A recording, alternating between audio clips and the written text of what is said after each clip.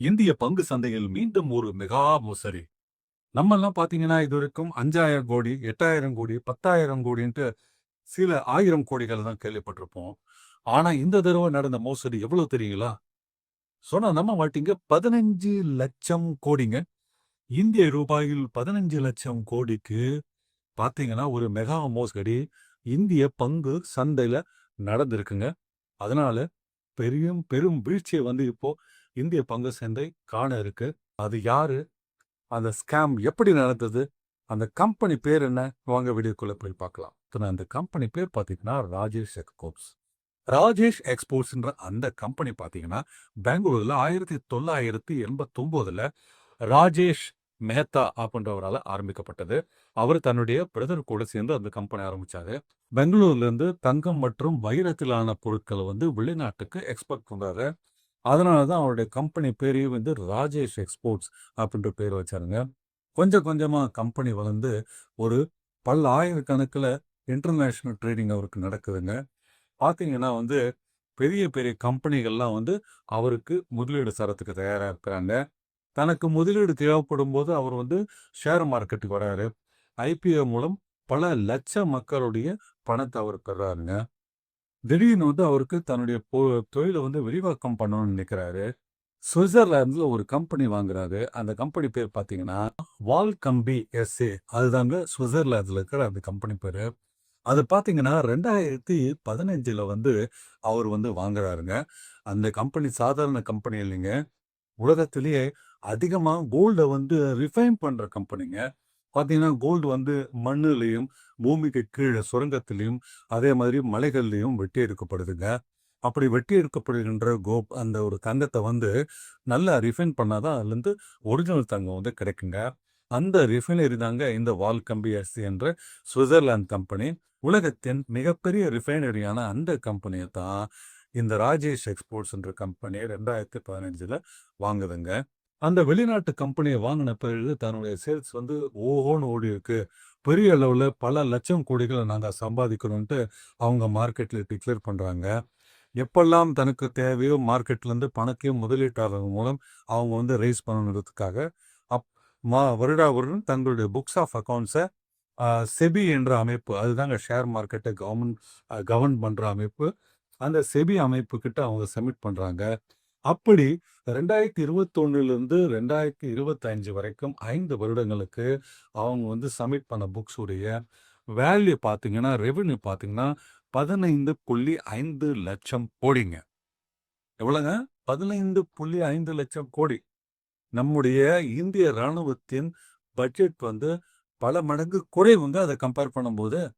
அதாவது ஒரு நாட்டின் இந்தியா மாதிரி ஒரு பெரிய நாட்டின் ராணுவ பட்ஜெட்டை விட பல மடங்கு தன்னுடைய வருமானம் இருக்கிறதா அந்த கம்பெனி ராஜேஷ் எக்ஸ்போர்ட்ஸ் கம்பெனி வந்து செபில வந்து ஃபைல் பண்ணியிருந்தாங்க. என்ன இப்படிப்பட்ட லட்சக்கணக்கான கோடி ரெவென்யூ வந்து அந்த கம்பெனி காமிக்கிறாங்களே, ஏதாவது தப்பா இருக்குமோ அப்படின்ட்டு ரீசெண்டா வந்து ஒரு செபி அதிகாரி அந்த கம்பெனியை பத்தி எக்ஸாமின் பண்ணும்போது தான் தெரிஞ்சது. அதனுடைய 99.8% வந்து ஃபேக்.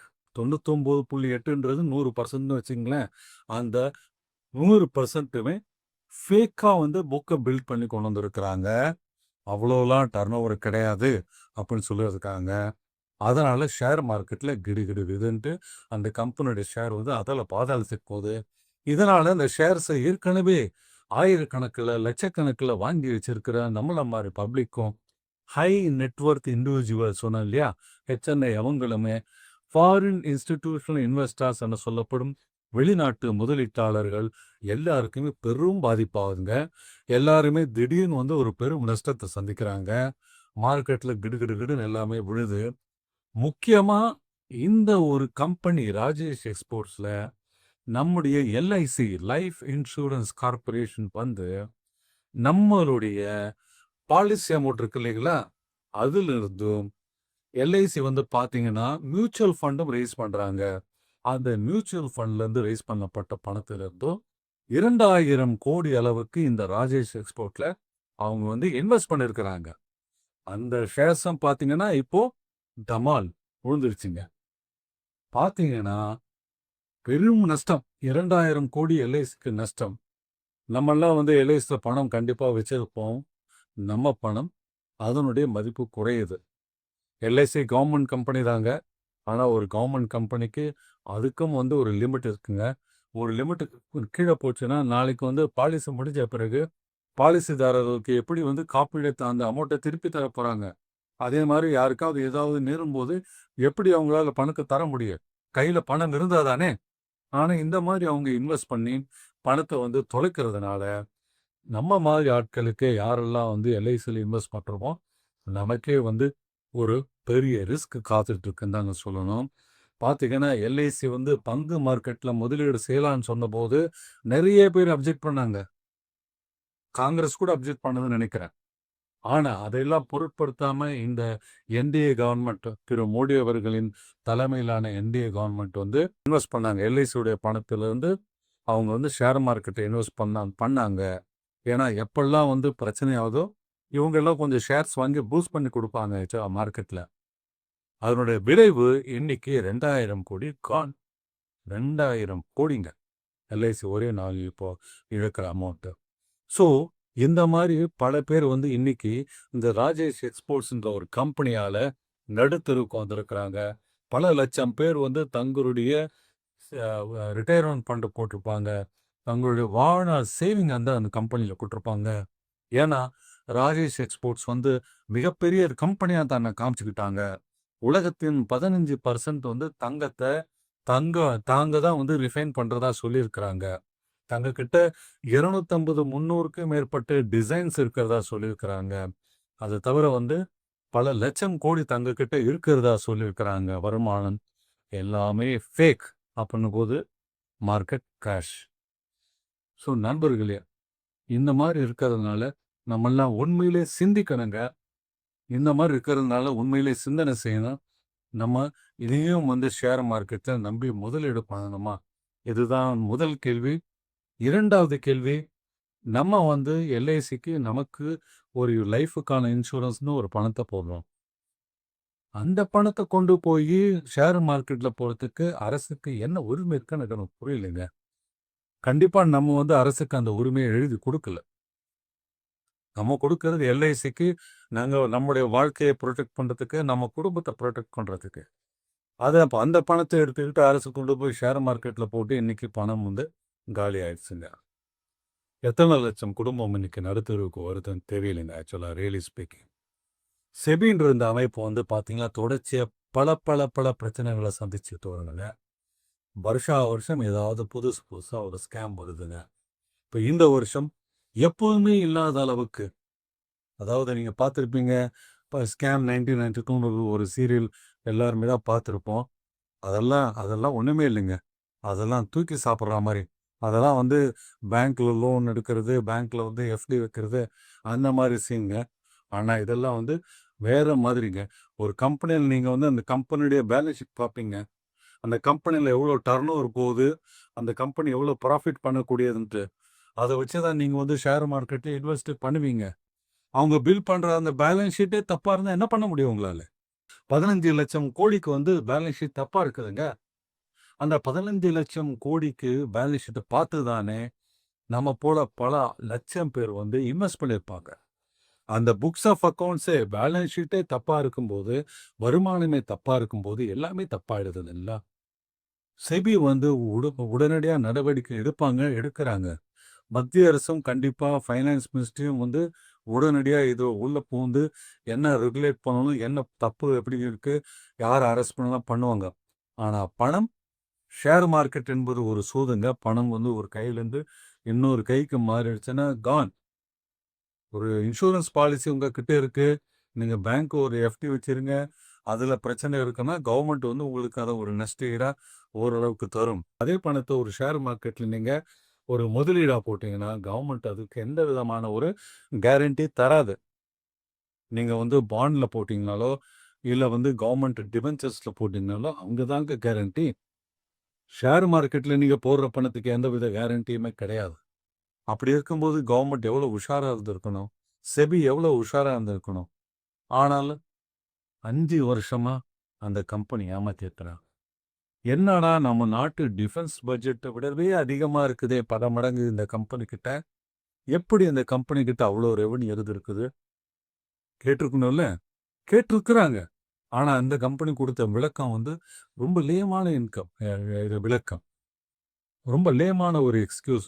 ரொம்ப லேமான ஒரு விளக்கம் தான் குடுத்துருக்காங்க. நாங்க வந்து ஃபாரின்ல ஸ்விட்சர்லாந்துலேருந்து ஒரு பெரிய கம்பெனி வாங்கியிருக்கிறோம். அதில பயங்கரமா டர்ன் ஓவர் பண்றோம் தான். அந்த கம்பெனிய காமிச்சு தாங்க இத பண்ணியிருக்காங்க. அதுக்கு முன்னாடி வெறும் 2,500 கோடி தாங்க அந்த கம்பெனியுடைய வருவாயே ஆண்டுக்கு. ஏமாத்தணுன்ற நோக்கோட போயிட்டு ஸ்விஸ்ல வந்து அந்த ஒரு கம்பெனிய வால் கம்பி என்ற ஒரு கம்பெனிய வாங்கி, இன்னைக்கு கம்பி நீட்டியாச்சுங்க. இனியாவது நம்ம வந்து ஒரு மக்களாகிய நாம் உஷாரா இருக்கணும். ஷேர் மார்க்கெட்ல பணம் போடுறதா இல்லையான்றத தீர்மானிப்போம். சேஃபா சேவிங்ஸ்ல பணம் வந்து எப்படியோ அல்லது ஒரு ஆர்டியிலோ போட்டு வச்சா பெட்டர். போஸ்ட் ஆஃபீஸ் சேவிங்ல 8% கிடைக்குது. பிபிஎஃப்லாம் 8% கிடைக்குது. கவர்மெண்ட் பாண்ட்ல வந்து ஒரு 8, 8.5% கிடைக்கும். அதுவே பெட்டருங்க. 12% கூட வந்து உங்களுக்கு ஆவரேஜா வந்து ஆனுவல் இன்கம் ஷேர் மார்க்கெட்லேருந்து வரதில்ல. ஆனா 100% ரிஸ்க். அதில எதுக்கு போய் போடணுன்றது தான். ஏன்னா வந்து உங்கள சுத்தி இருக்கிறவங்கலாம் உங்களுக்கு நெறைய தூண்டுவாங்க. எங்கள மாதிரி ஆட்கள் தான் உங்களுக்கு சின்சியரா நாங்க எல்லா வீடியோக்களையும் வந்து சின்சியரா உங்ககிட்ட பேசுறோம். இருக்கிற உண்மைய உடைச்சு சொல்றோம். ஆனா இப்போ வெளியில இருக்கிறவங்க, ஆன்லைன்ல இருக்கிறவங்க அப்படி கிடையாதுங்க.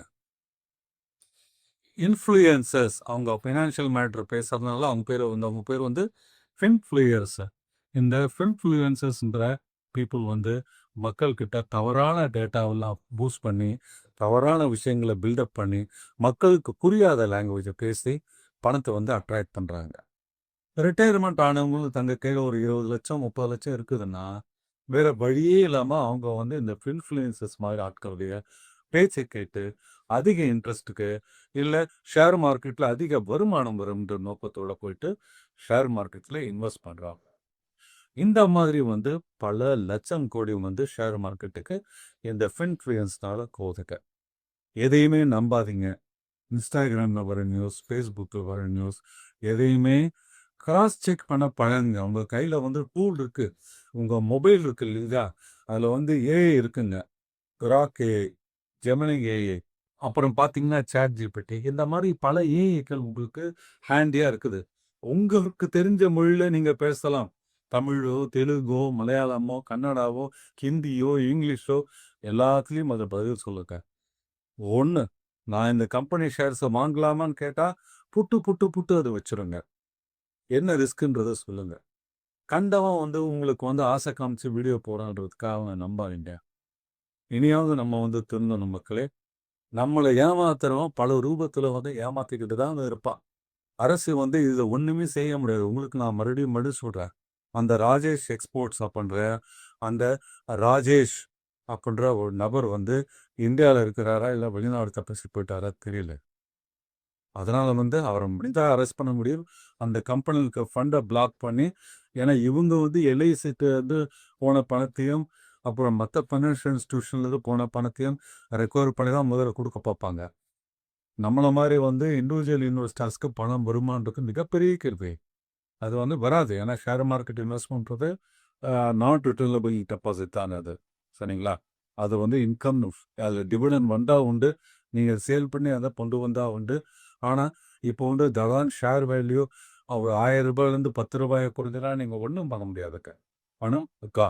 அதனால இனியும் திருந்தி, இனியும் நம்மள சேஃப்கார்ட் பண்ணிப்போம். உங்களுக்கு இந்த விஷயத்துல ஏதாவது புரிதல் இல்ல, கொஞ்சம் எனக்கு புரிஞ்சுக்க குழப்பமா இருக்குன்னு சொன்னீங்கன்னா, தயவுசெய்து எனக்கு வந்து கமெண்ட்ல கேளுங்க. உங்களுக்கு புரியிற மாதிரி நான் உங்களுக்கு தமிழ்லயே டைப் பண்ணி தரேன். இல்ல இங்கிலீஷ்ல வேணா டைப் பண்ணி தரேன். உங்களுக்கு புரியிற மாரி உங்க லாங்குவேஜ டைப் பண்ணி தரேன். புரிஞ்சுக்குங்க. உஷாரா இருங்க. சரிங்களா? வீடியோ பிடிச்சிருந்தா டெஃபினெட்லி எனக்கு நீங்க லைக் குடுத்தா, நான் வந்து உங்களுக்கு மேலும் மேலும் இந்த மாரி வீடியோக்கள் உங்கள் நலனுக்காக மட்டுமே செய்வேங்க. அடுத்த வீடியோவில் பார்க்கின்றேன். நன்றி, வணக்கம்.